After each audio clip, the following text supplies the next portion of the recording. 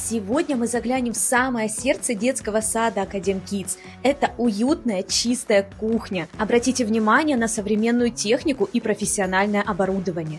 Здесь царит идеальный порядок, ведь для нас важно качество и безопасность питания. Печка, пароконвектомат, холодильные установки, специальное оборудование для помола мяса и макаронных изделий. Да-да, здесь все готовится с нуля. Наш повар с любовью готовит свежие блюда для ребят. Посмотрите, как аппетитно выглядят ингредиенты. Вся еда готовится непосредственно перед подачей. Приготовление здесь происходит строго по технологическим картам.